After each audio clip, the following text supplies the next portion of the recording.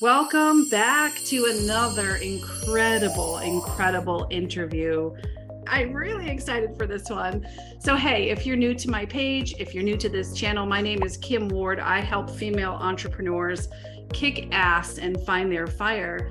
And I have been blessed to produce Vol.II of our Life by Design series. We'll see what's next for us.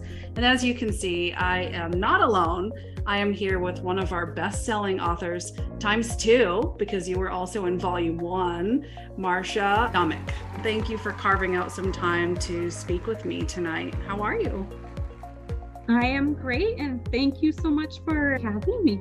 Yeah, I think this time you were like the first person to raise your hand and say, yes, I'm going to participate in this project. And yes, I'm going to put my stamp on the world yet again. But before we get into that, I'd love for you to share with us a little bit about what you do and kind of what brought you to this part of your life so far.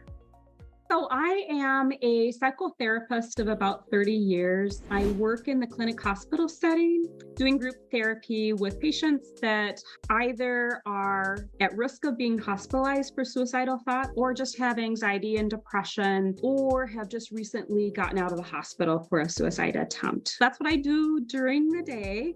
And I love it. We're there for 12 days, and it's amazing the changes that we see. At night and on weekends, I'm an entrepreneur. So I'm doing kind of a balance of both of those lives right now. I love that so much. And you obviously know I'm a huge advocate of the mental health space, and it's so needed. It's so needed. And I love seeing that servant leadership within you, because it doesn't stop with your day job. You can't just flip a switch and say, okay, I'm done serving, end of story. Now it's me time. You really bring that servant leadership and that servant heart into that entrepreneur journey as well. We're going to dive in. We're going to learn a little bit more about Marcia. So my question for you is, what was behind that yes? Why this project, get your voice out into the world? Yeah, actually, I think writing chapters for both of the books has actually been quite therapeutic for myself. I'm actually, Kim, on book 3. So I'm needing you to do book 3, 4, and 5. I already have the title. Okay. I'm not joking. She's got us booked. Actually, in book 1, and I did want to mention, it's pretty special, the date of release for these books. They were both released a year apart on National Superpower Day. It just really gives credence to the women and men that put their chapters together, because they all have the same theme of being able to overcome, life's adversities. And one of the things that makes this chapter so special, and what I believe most people are dealing with these days, is we're in this post-COVID world that is pretty hard to navigate for a lot of people. It's almost as if we forget that we just went through this. In chapter 1 of the first book of Life by Design, I spoke about the doctor's room at Mayo Clinic when I was getting news from the neurosurgeon that I had a brain tumor. It usually is small, they usually can just watch it, but it was growing rapidly. And so I basically had the choice between brain surgery and brain radiation. And I had about 10 minutes to decide. They didn't tell me their next patient is in the next room over, but you could tell, we need to start preparing. I have really good news to report. I was able to choose radiation. It was a one-time radiation. It was amazing. It was actually quite magical. It was an outpatient proceeding. And I was able to see specialized sick care works. It blows my mind that you can be rolled into an MRI. They can take pictures. They can just decide exactly where that radiation needs to be pointed and not cut into you and freeze that tumor. So I still have the tumor, but it's frozen in place. It was looking like I was going to need to do follow-up every 3 months. Then I found out afterwards it's only once a year, and I got a clean report, so I don't have to go back for 2 years for follow-up. So that part was magical, and that's what the first chapter in the first book was about. This chapter was the other side of things. 2019, I went from being completely healthy one day to extremely sick overnight. And it started with neurological problems to the local docs here. And they said something just doesn't look right. They did the EMG, which is very interesting. It's kind of a painful test. Something's just not right. And we can't quite figure it out. Your blood tests look good and all of that. So I asked actually for referral to Mayo Clinic. And usually you just do a battery of tests that take about a week and you get your results and you're done at Mayo. Well, mine led into a year and a half of going back to Mayo Clinic because what they found was that I had small fiber peripheral neuropathy. I had a rare genetic muscular disorder called myotonia congenita. And you'll like this, Kim, because it has to do with goats. It's the same gene as the fainting goat disease. Oh. You wake up stiff. Some people have kind of like called it Frankenstein. I kind of think of it as like the Wizard of Oz, the Tin Man that needs like the oil to like get lubricated and you can move. And so I wake up pretty stiff, but all I need to do is stretch and I'm totally fine. And it doesn't change life expectancy. But I also had a case of psoriasis that I had never had before. I had another disorder that was called Burning Man syndrome, which means your feet in the fire. It's super hot. I had autoimmune disorder, rheumatoid arthritis, that was fast progressing, that they were extremely worried about. And I had the incidental brain tumor that they found.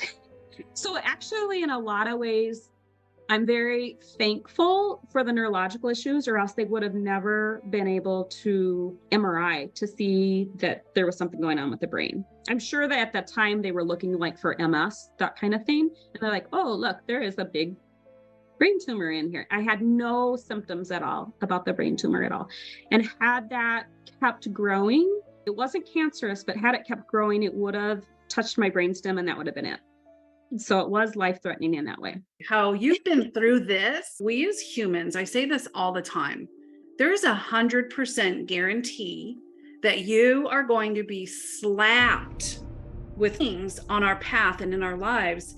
I want to talk about this for the listeners and the viewers, because when we're kind of a boiling teapot already, no matter what the news is, whether it's a lightning strike or a brain tumor, that might be the thing to throw you over the freaking edge.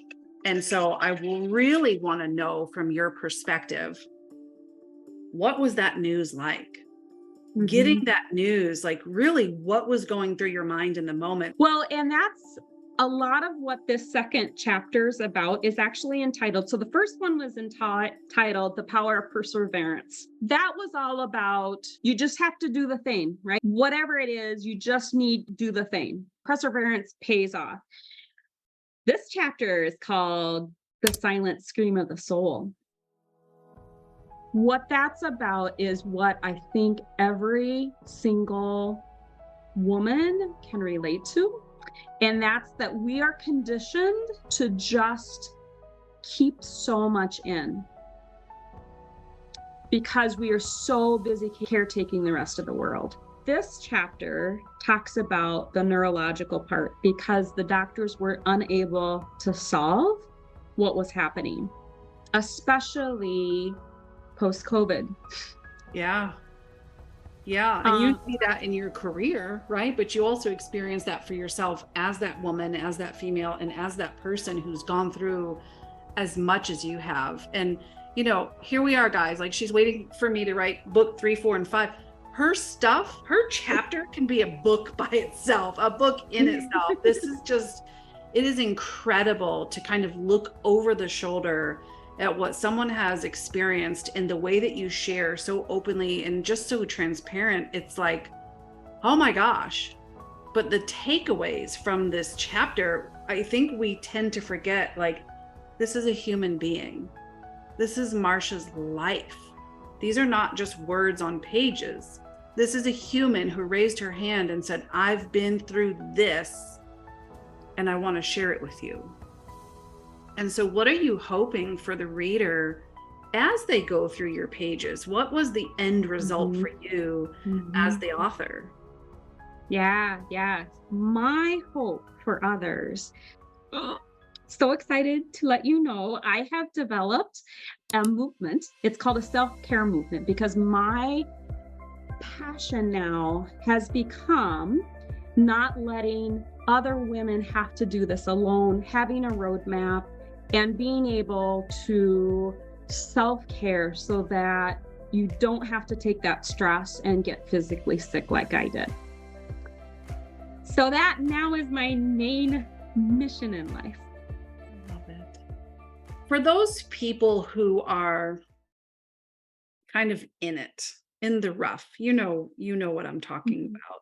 What's a tool? What's a tip? What's a resource? What is something that you would say to that person to kind of help them move their needle in the right direction? Yeah, there's actually an imagery that I find really helpful. For those of you that remember Superman, I love Superman. Superman is Clark Kent by day, Superman by night. And so, if you can think of the image of what he would do, he would be dressed in his business attire. He would go into the telephone booth and he changed into Superman, right? So if you can think about the things that we have to do, right? Especially for women, maybe it's we have to work, we have to do the cooking, we have to do like whatever the things are, be in your Superman suit. Show up, perform, do the things. But when you've done all the things, take that suit off and just self-care. Just self-care. Yeah. Yeah. Oh, that's so good. We have so many stressors. Like I don't know of a generation that has ever had the kind of stressors that we've had. They're layer after layer after layer. And if we don't take that time to self-care, it makes everything so much harder. And it can be really little moments of self-care. It doesn't have to be anything huge. So tell us, what are some of the smaller moments of self-care that you do? Yeah, so actually there's some pretty good research about deep breathing. Deep breathing sounds like pretty easy, right? And we kind of brush it off, but actually it is as effective or can be as effective as some short-term medication for anxiety.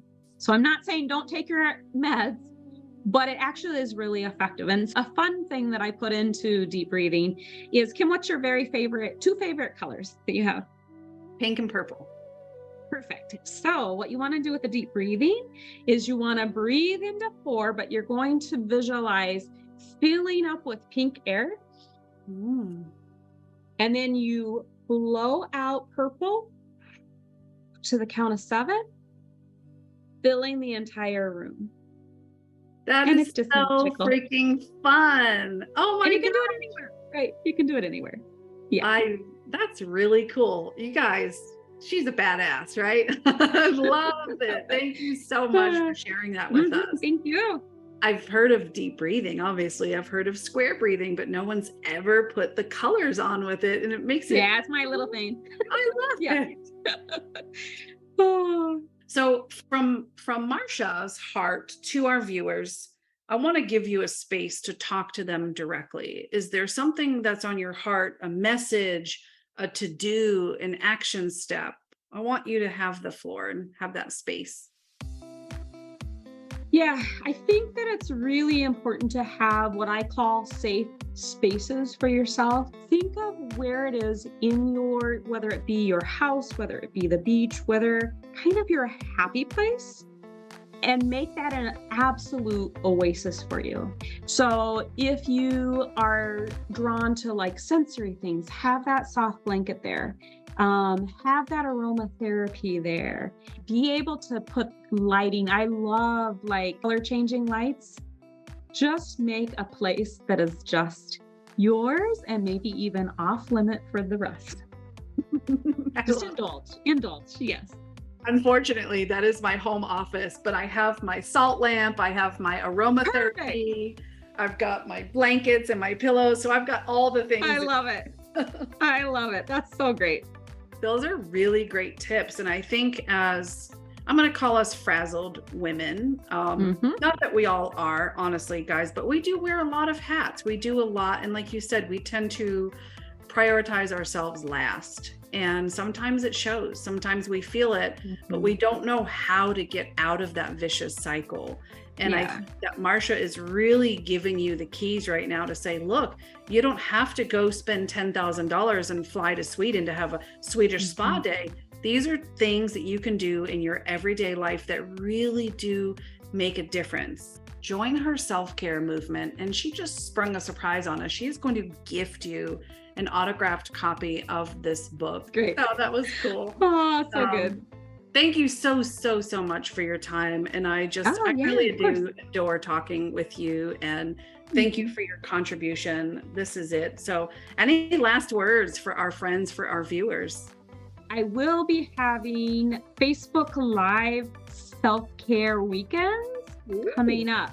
So get into that self-care movement. That's going to be part of it. So beautiful. Right there. Yep. Her link is in the chat. All right. So grab it, see her, stalk her, join her. You'll get a copy of the book, but more importantly, you'll be able to reclaim your life. And honestly, I'm not just saying this, but who better to have as your tour guide in that journey than the badass warrior herself. Thank you so much, Marcia. Oh, thank you, Kim. Really appreciate it. Have a great night. We'll see you on the next video. Bye for